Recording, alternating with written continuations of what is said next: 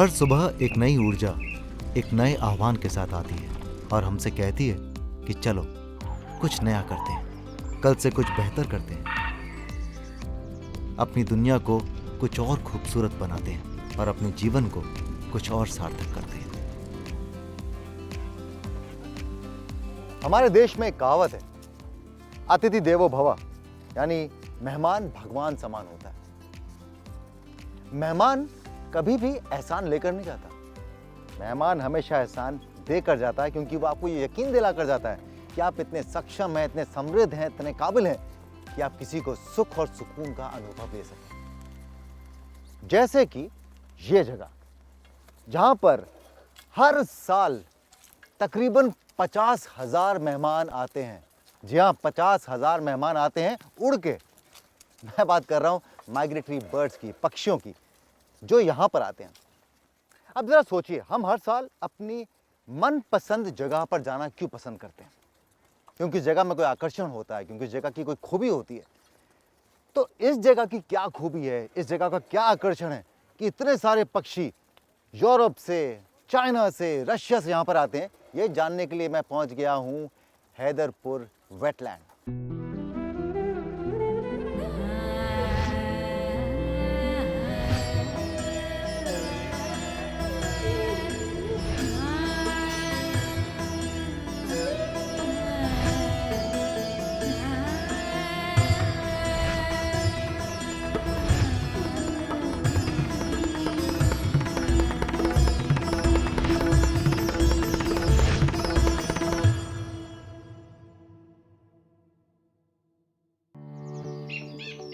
इस कड़ी में गंगा और सलोनी के पानी से बने हैदरपुर वेटलैंड में मिलूंगा विदेश से आए मेहमानों से।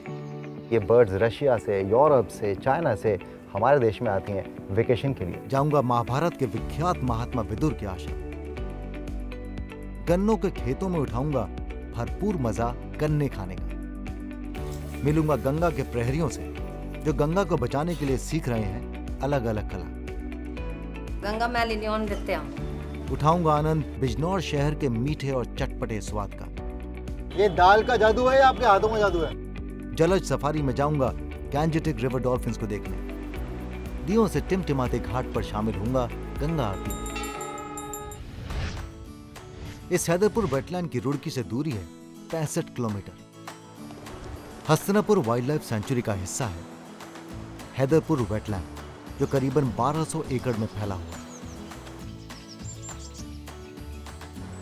गंगा और सलोनी नदी के पानी से बना ये वेटलैंड मध्य गंगा बैराज के बनने के बाद 1984 में अस्तित्व में आया। विश्व के इको टूरिज्म के मानचित्र पर हैदरपुर वेटलैंड उभरता हुआ सितारा है और यहाँ प्रकृति के कुछ बेहतरीन नजारे देखने को मिलते हैं। उत्तर प्रदेश वन विभाग कुछ वन संरक्षण संस्थाओं और व्यक्तियों के साथ मिलकर इस वेटलैंड को सुरक्षित रखने के लिए यहाँ पर काम कर रहा है। मेरे साथ में है एक बहुत ही दिलचस्प इंसान, आशीष लोया इनका नाम है। अब सोचिए, इतनी कम उम्र में सारी सांसारिक चीज़ों को छोड़कर अपना पूरा समय समर्पित कर दिया है इन्होंने हैदरपुर वेटलैंड को। Am I right, Ashish? Yes. तो आशीष, ये कब ख्याल आया? मैं पहले न्यूयॉर्क में जॉब करता था और फिर 2012 में मैं गुरुदेव श्री रविशंकर जी से प्रेरित होकर इंडिया आ गया। और उन्होंने मुझे बिजनौर भेजा। और यहाँ मैं जब आता जाता बैराज से तो मैंने काफ़ी माइग्रेटरी बर्ड्स देखी और उनकी तरफ मैं अट्रैक्ट हुआ और इस जगह को एक्सप्लोर करना शुरू किया। यहाँ हज़ारों बर्ड्स मुझे मिली। तो मैंने तुरंत जान लिया कि ये तो बहुत इंपॉर्टेंट जगह है। करेक्ट। अच्छा, ये बताओ कि क्या खूबी है इस जगह की कि इतनी सारी पक्षियाँ, इतनी सारी माइग्रेटरी बर्ड्स यहीं पर आती हैं? ये उत्तर प्रदेश का लार्जेस्ट वेटलैंड एरिया है, रिवराइन फेड वेटलैंड एरिया जो होता है। तो एक बहुत रिच हैबिटेट है यहाँ पे, उनको बहुत अच्छा अनडिस्टर्ब्ड हैबिटेट मिलता है। अच्छा, नहीं, एक मिनट रुक के बताओ मेरे को, ये जगह हमेशा से ऐसी थी जैसी आज दिख रही है?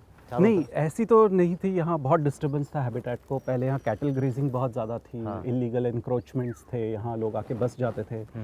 मगर पिछले 3 साल में इसका रूप बदल गया है जब से यहाँ कंजर्वेशन एफर्ट्स इम्प्लीमेंट होने शुरू हुए। तो मुश्किल था? बिल्कुल बहुत मुश्किल है। पहले तो हमने वन विभाग के साथ अपनी फाइंडिंग्स शेयर करी, इतने जो चेकलिस्ट बर्ड्स की बनाई, उनको अलर्ट किया कि ये बहुत बायोडाइवर्सिटी रिच एरिया है और जो यहाँ पे कंजर्वेटर ऑफ फॉरेस्ट थे पहले वीके जैन जी, उनको ये बात तुरंत समझ में आई और उन्होंने गांव वालों के साथ भी आपस में काम किया। और वन विभाग ये काम रेगुलर बेसिस पे करता है कि उनको इस जगह के बारे में समझाना, उनके लिए ट्रेनिंग वर्कशॉप्स वगैरह ऑर्गेनाइज होती है। अच्छा, इसको बचाने के लिए, इसको कंजर्व करने के लिए सबसे बड़ी चुनौती क्या है? सबसे बड़ी चुनौती है इस हैबिटेट को सिक्योर करना, क्योंकि यहाँ पे बायोडाइवर्सिटी बहुत ज़्यादा है। हमने सिर्फ बर्ड्स देखी है और इसके अलावा भी और वाइल्ड लाइफ है यहाँ पे, जैसे स्वैम्प डियर जो कि एंडेंजर्ड एनिमल है। यहाँ पे लगभग 150 का झुंड है उनका। यहाँ पे रिवर ऑटर्स हमें मिले हैं। और आज जो पूरी दुनिया में जो कुछ हो रहा है क्राइसिस एनवायरनमेंट का, क्लाइमेट चेंज का, उसके लिए हमें इस तरह की साइट्स बचाना बहुत ज़रूरी है। यस, वेटलैंड खत्म होते गए तो बाढ़ का पानी जो है वो शहरों में घुसता जाएगा। पानी को फिल्टर करने का काम करता है wetland, am I right? Yes, जल स्तर बनाए रखता है ज़मीन का, सूखे में पानी का सप्लाई करता है। तो जिस देश में पानी की बहुत कमी हो, उस देश में वेटलैंड्स कितने इंपॉर्टेंट होते हैं। Very very true. ये बहुत ही फख्र की बात है कि ये वर्ल्ड का जो इको टूरिज्म का मैप है जी, उसमें एक उभरता हुआ सितारा है ये। Yes, very true. क्योंकि यहाँ पे कुछ बर्ड्स और उनकी संख्या ऐसी है जो कहीं और आपको बहुत मुश्किल से मिलेगी। ये यूनिक चीज़ें हैं कुछ यहाँ पे, तो जो सिर्फ यहीं पे हैदरपुर वेटलैंड में आती है। ये सिर्फ हैदरपुर वेटलैंड के लिए फख्र की बात नहीं है, ये हमारे लिए भी फख्र की बात है कि ये बर्ड्स रशिया से, यूरोप से, चाइना से हमारे देश में आती हैं वेकेशन के लिए। परवाज़ पक्षियों की हो या हौसलों की, ऊंची ही अच्छी लगती है। और यहाँ तो परिंदे भी आसमान चूम रहे हैं और हमारे हौसले। एक सेकंड भाई साहब, इनसे तो बात हुई नहीं हमारे अभी तक। क्या नाम है आपका? अंकित। अंकित। अंकित इसी गांव के रहने वाले? हाँ। आप यहाँ क्या कर रहे हो? बर्डिंग। बर्डिंग कर रहे हो?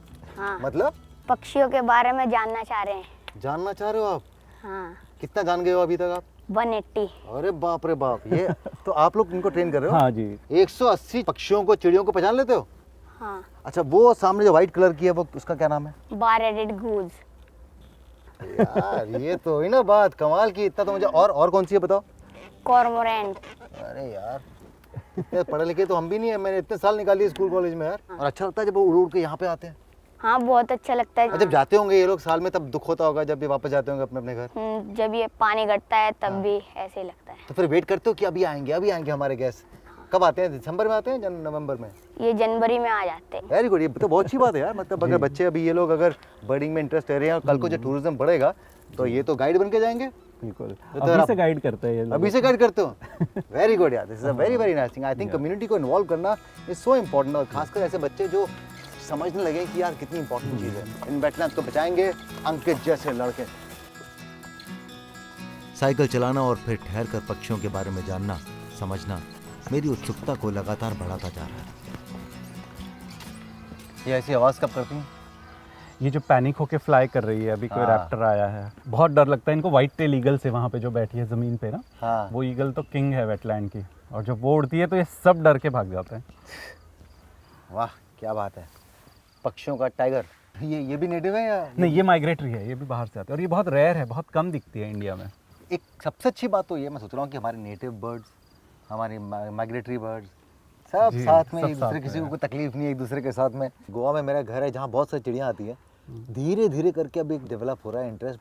It absorbs you into nature. या एक बड़ा बच्चा वाला सवाल है वैसे, इन पक्षियों को मालूम कैसे पड़ता है कि उन्हें वापस अपने घर जाना है और वहाँ से इधर ही आना है? हाँ, ये एक मिस्ट्री है साइंस mystery है की। ना? इस पे अभी भी रिसर्च चल रहा है। बर्ड्स को सैटेलाइट टैग किया जा रहा है, हाँ। उनके रूट्स देखे जा रहे हैं। अभी तक हम पूरी तरह समझ नहीं पाए। They say that they use may be stars for navigation, तारों का सहारा लेते हैं कुछ, या कुछ किसी तरह प्रकृति का एक चमत्कार है जिसको और हम सोचते हैं कि दिमाग सिर्फ हम में ही है। जी। थैंक यू वेरी मच, बहुत अच्छा लगा। प्लेजर। थैंक्स आशीष। जैसा आशीष ने कहा, उड़ते परिंदों को देखना और उनके परों के संगीत में खो जाना एक तरह की मेडिटेशन ही है। एक अनुमान के अनुसार यहाँ 300 प्रकार से भी अधिक पक्षियों की प्रजातियां हैं। आगे है, विदुर भूमि में जानूंगा विदुर कुटी से जुड़ी कुछ खास कहानी। उठाऊंगा गन्ने को खेत से तोड़कर खाने का आनंद। मेरा गन्ना। देखूंगा गंगा को बचाने के लिए कैसे बना रहे हैं तरह तरह की चीजें गंगा के प्रहरी। चखूंगा गोंद और शक्कर के लड्डू और मूंग दाल की चाट। मैं आ गया भैया। बिजनौर को विदुर नगरी भी कहा जाता है। बिजनौर शहर से करीबन 15 किलोमीटर दूर दारानगर में स्थित है महाभारत ग्रंथ के महात्मा विदुर का आश्रम। क्यों कहते हैं बिजनौर को विदुर नगरी, ये जानने के लिए मैंने समय लिया इसी गांव के प्रधान से। नमस्कार। नमस्कार जी। आज से 5500 वर्ष पूर्व महाभारत कालीन के दौरान जब दुर्योधन द्रौपदी का चीरहरण कर रहे थे, उस समय विदुर जी वहाँ के मंत्री थे, तो उन्होंने दुर्योधन का विरोध किया कि इस तरह से स्त्री का अपमान मत करो। तो उन्होंने विदुर जी का अपमान करके उन्हें जो था हस्तिनापुर से निकाल दिया। महात्मा विदुर ने गंगा किनारे आकर तपस्या करनी शुरू कर दी। इससे इस पवित्र स्थान का नाम विदुरकुटी पड़ा। बिजनौर का नाम आपने कहा कि विदुर नगरी पड़ा इसलिए क्योंकि यहाँ से उनका प्रभाव था जी। और कोई कारण? महात्मा विदुर जी जो थे यहाँ पर बिजनौर में स्थित थे और उसी दौरान भगवान श्री कृष्ण यहाँ पर रात्रि विश्राम किया। तो यहाँ पर विदुर जी की तपोस्थली पर रहे। रात को उन्होंने बथुए का साग जो एक साधु संतों के पास था, सम्मान में वो उन्होंने यहाँ पे उन्हें भोजन ग्रहण कराया। तो इसलिए 5500 वर्ष पूरे होने के बाद भी यहाँ आज भी 12 महीने प्रसाद के रूप में जितने यहाँ श्रद्धालु आते हैं बथुए का साग लेकर के जाते हैं। ये बथुआ ही है ना? जी बथुआ ही। तो ये ऐसे उगता है यहाँ पे जंगली? जी यहाँ पे 12 महीने रहता है। ये विदुर जी की और कृष्ण भगवान की महिमा है। क्या बात है। बताइए, ऐसी मान्यता है कि सदियों साल पहले महात्मा विदुर ने श्री कृष्ण भगवान को साग खिलाया था बथुए का, और आज भी ये खिलाया जाता है। माना जाता है कि महाभारत युद्ध के पश्चात विधवा स्त्रियां यहाँ पर महात्मा विदुर की शरण में आई थी और महात्मा विदुर ने उन्हें यहीं पर बसाया था। दारानगर के नाम से भी जुड़ी एक कथा है। संस्कृत में दर का अर्थ स्त्री होता है और क्योंकि यह जगह विधवा स्त्रियों का निवास स्थान बनी, इसीलिए इसका नाम दारानगर पड़ गया। मानने वालों के अनुसार महात्मा विदुर के पदचिन्ह आज भी यहाँ देखे जा सकते हैं। यहाँ पर हस्तिनापुर है और वहाँ से ही विदुर जी ने यहाँ पे आके आश्रम बनाया था और गंगा जी बिल्कुल मंदिर के पास लग करके बहती थी। हाँ, फिर तो बड़ा पावन स्थान हुआ है जी। बिजनौर अपने गन्ना उत्पादन के लिए भी खासा प्रसिद्ध है। गंगा के पानी से सिंचित ये खेत मुझे अपनी तरफ बुला रहे थे और मैंने वही किया जो आप मुझसे उम्मीद करते हैं, दिल की सुन ली। और ये आ गया गन्ने का खेत। अब ढूंढना ये पड़ेगा कि कौन सा गन्ना खाने लायक है। गन्ना तोड़ना भी बहुत मुश्किल होता है, बाय द वे, इसकी जड़ बहुत मजबूत होती है।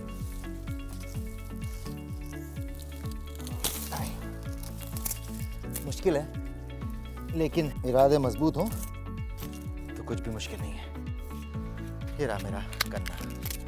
चलिए,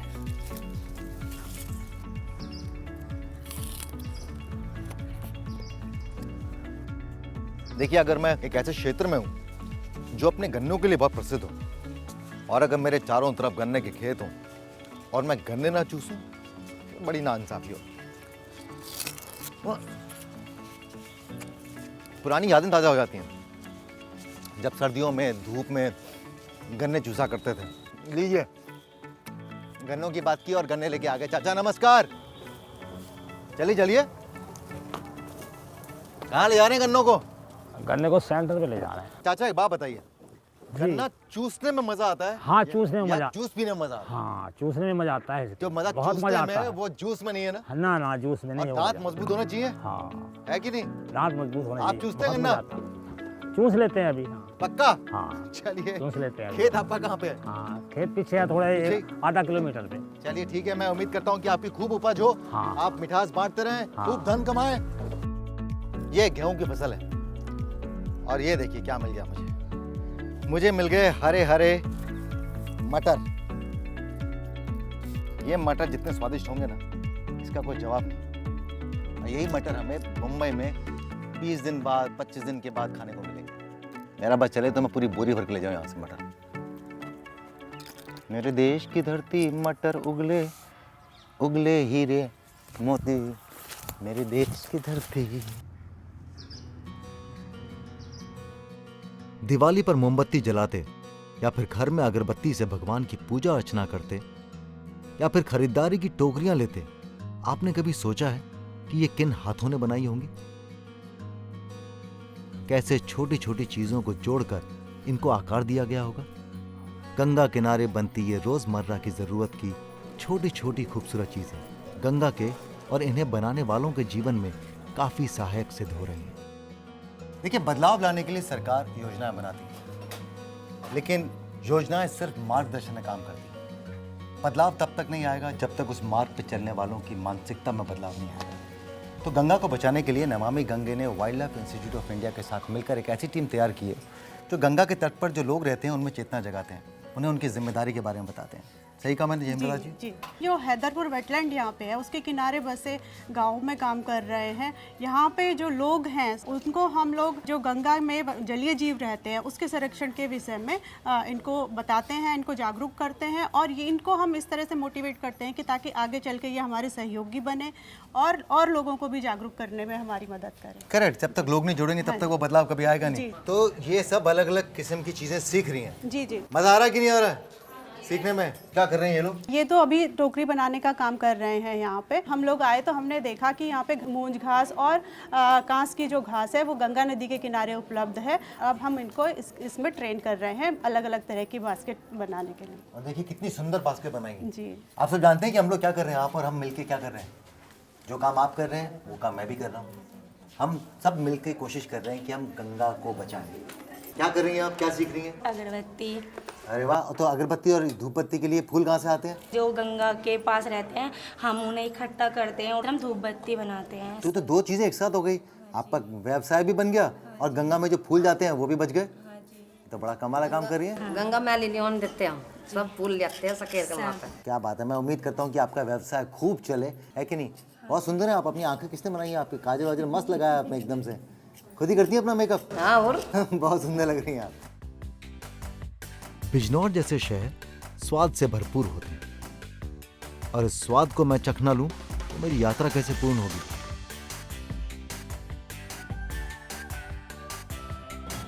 नमस्कार। नमस्कार जी। कैसे हैं आप? बढ़िया जी। तो देखिए, मैं बिजनौर आया था। जी जी जी सर। तो मैंने कहा इससे पहले बिजनौर छोड़ के जाऊँ, यहाँ से मुंह मीठा करके जाता हूँ कम से कम। क्यों और नहीं? मुझे किसी ने बताया कि आपके यहाँ गोंद के लड्डू बनते हैं, वो भी चीनी से नहीं बनते। जो शक्कर होती है हमारे पास जी, उस चीज़ के बनते हैं। गन्नों का क्षेत्र है पूरा, वो और अच्छे होंगे। जी जी जी। ये हैं वो आपके हाँ जी मशहूर हाँ गोंद जी के हाँ लड्डू। जी हाँ जी हाँ जी हाँ जी हाँ जी हाँ जी हाँ क्या जी। बात है। इम्यूनिटी बढ़ाने के लिए बहुत बढ़िया चीज़ है ये। तो हम कह सकते हैं ये सेहत का बॉम्ब है। जी जी जी जी है ना? जी जी। सेहत का बॉम्ब है ये गोंद का लड्डू।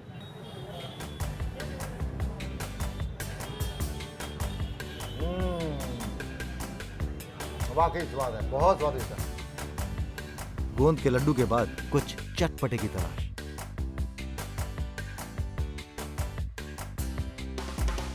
नमस्कार। नमस्कार भाई साहब।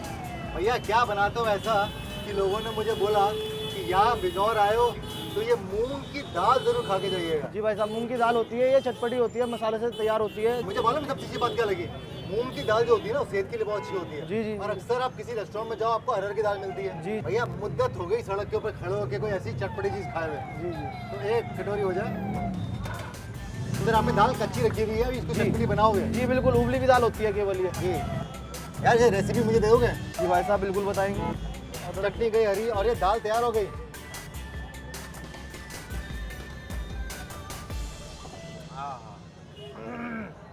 मजा आ गया भैया। ये दाल का जादू है या आपके हाथों का जादू है? जी, ये मसालों का जादू है।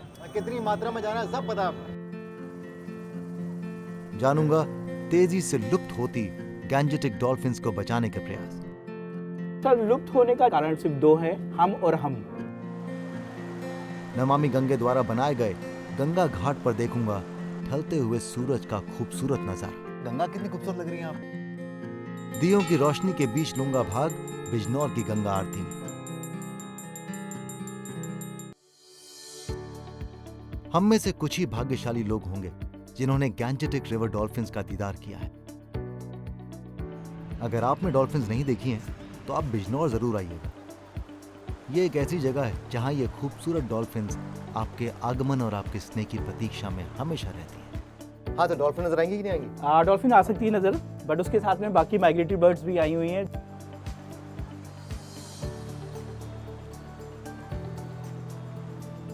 अच्छा, ये बताइए मुझे कि डॉल्फिन्स को बचाने की जरूरत है, संरक्षण की जरूरत है? मेरे ख्याल से संरक्षण की इतनी ज़रूरत नहीं है जितना बहुत ज़्यादा संरक्षण की ज़रूरत आ रही है अभी। क्योंकि जो पहले जो पॉपुलेशन थी वो टाइम के हिसाब से अब कम होती जा रही है और हमारे पास में सिर्फ खोने के अलावा कुछ नहीं होगा। अगर इसको अभी नहीं बचाएंगे तो मुझे लग रहा है फिर कभी नहीं बचा पाएंगे। और ये अपने आप में बहुत डिफरेंट स्पीसीज है ना। जी बिल्कुल, डॉल्फिन्स का प्रेजेंस अपने में ही शो कर रहा है कि पानी की गहराई 3 मीटर से ज़्यादा है वहाँ पे, फिश की डाइवर्सिटी अच्छी है वहाँ पे, और उनको स्विम करने के लिए काफ़ी लंबा एरिया उनके पास में है। अच्छा, डॉल्फिन्स को दिखता नहीं है ना?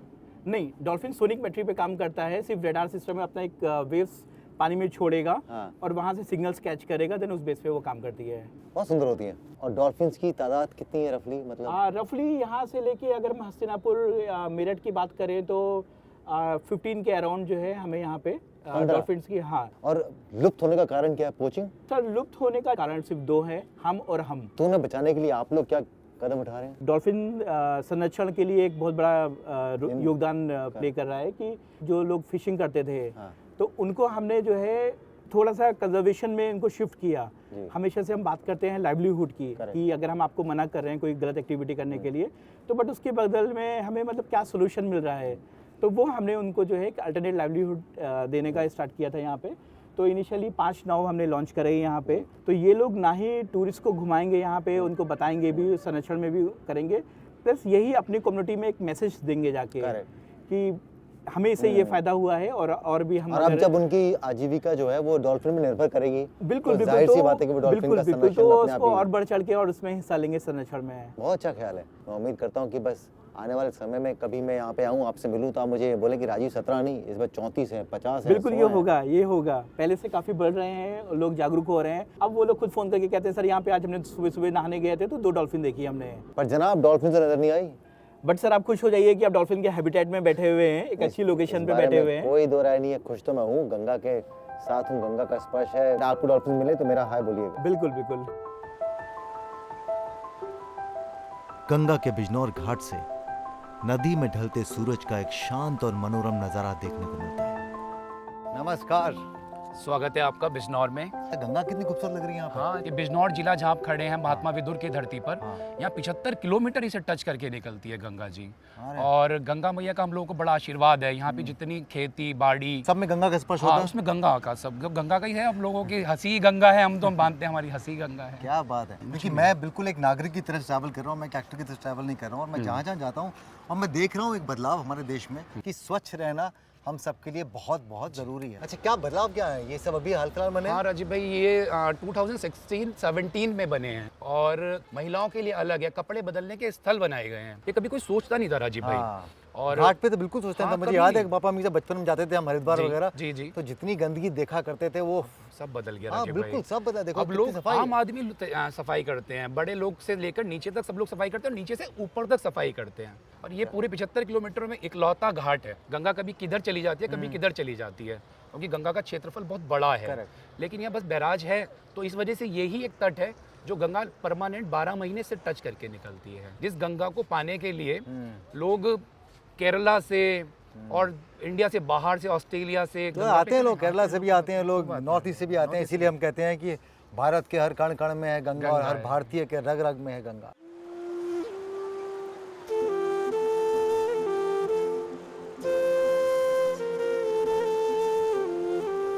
जलाकर अपने कर्मों का दिया रोशन कर दे तू ये धरा, व्यर्थ ना चला जाए जन्म तेरा, सजा दे ये दुनिया तू भी सरा।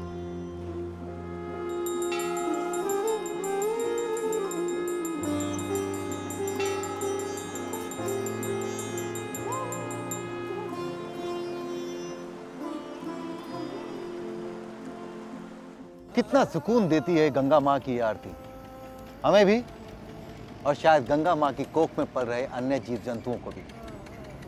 बस काश हम इंसान भी इन्हीं जीव जंतुओं को यही सुकून दे पाते। अभी कुछ दिनों पहले एक वीडियो सामने आया था जहाँ पर एक डॉल्फिन को कुछ युवक चाकुओं से, दरातियों से काट रहे थे, मार रहे थे। उस डॉल्फिन ने उनका कुछ नहीं बिगाड़ा था, लेकिन शायद वो युवक अपनी ताकत आजमाना चाहते थे। उस वीडियो को देखकर शब्द नहीं थे, जैसा उस डॉल्फिन के पास नहीं होंगे। तकलीफ हो रही थी जैसा उस डॉल्फिन को हो रही होगी। दर्द हो रहा था जैसे शायद उस डॉल्फिन को हो रहा था। लेकिन एक चीज़ जो उस डॉल्फिन को नहीं हो रही थी लेकिन हमें हो रही थी, वो थी शर्मिंदगी का एहसास। अपने से किसी कमज़ोर पर अत्याचार करने से अगर किसी को अपनी ताकत का अनुभव होता है तो शायद वो इंसान भ्रम में जीता है। क्योंकि ताकत किसी को गिराने में नहीं, ताकत किसी को उठाने में लगती है। ताकत किसी को मिटाने में नहीं, ताकत किसी को बनाने में लगती है।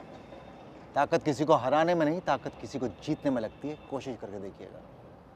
मैं चलता हूँ, अगले एपिसोड में आपसे फिर मिलूंगा, लेकिन जा रहा हूँ इस उम्मीद के साथ कि अपनी ज़िंदगी में अगर किसी बेबस के सामने आप अपना हाथ उठाएंगे तो उसे दर्द देने के लिए नहीं, बल्कि उसका दर्द लेने के लिए। गुड नाइट, शुभ रात्रि, शब खैर।